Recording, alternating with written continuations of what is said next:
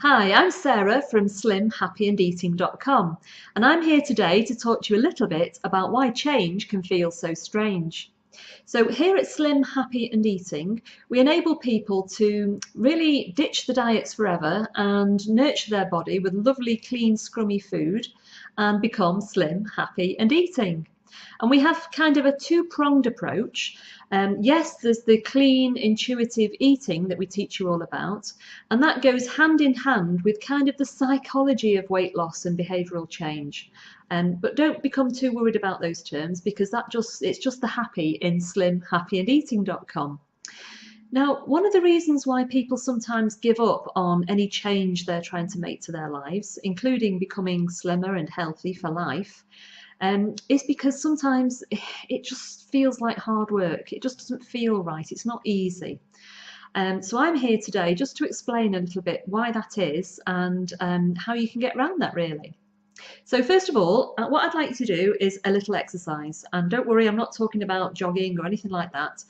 All I'd like you to do is to clasp your hands in front of you. Okay, and just keep them like that. And just glance down and notice which thumb is on top. So either your left thumb will be on top of your right or the other way around. And it just so happens that my left thumb is on top of my right thumb. Okay, so once you've noticed that, just ask yourself, how easy was that to do? So when I asked you just to clasp your hands in front of you, how easy was it? How did it feel for you? Now, most people say, well, I didn't really think about it, really. It was natural. I didn't think about it. It was easy. It just came naturally. It's just the way I do it, kind of thing. So that's great. And what I'd like you to do now is unclasp your hands and put them back together, but with the other one on top. So the other thumb on top. How did that feel? So most people say it feels kind of wrong, and they had to think about it a lot more, and it didn't come naturally, and it didn't feel right, and it's awkward and clumsy, and guess what? That is the basis of change. Now, it didn't feel right because that's not how you normally do it. You normally do it with the other way around the first time you did it, and you didn't even have to think about that. But guess what? Here's the thing. If you did it with the opposite way around often enough, after 2 or 3 days, or maybe a week, or maybe 2 weeks, you wouldn't be thinking about it.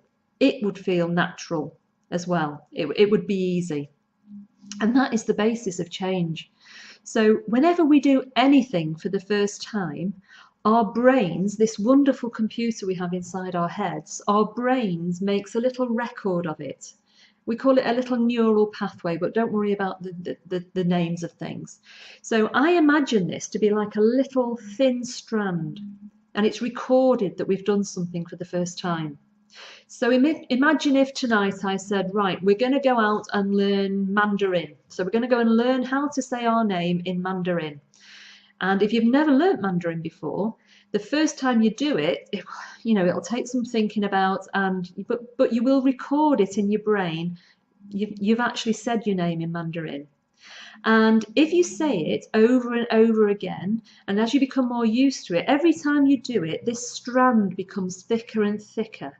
This recording of what we've done becomes stronger and stronger in our minds.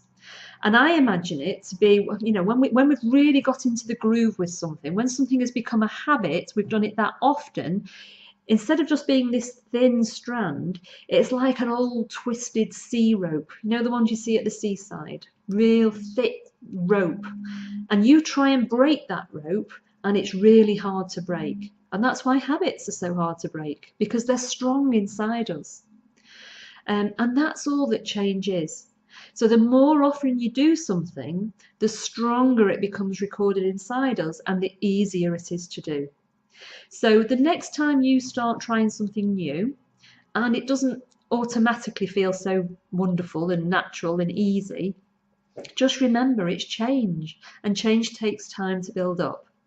And yes, change can be strange, but here's the thing. Remaining stuck somewhere that we don't want to be, that's even stranger. So that's it for now. I hope you like my little talk on why change can be strange, and please do visit us at www.slimhappyandeating.com for more tips. Bye bye now.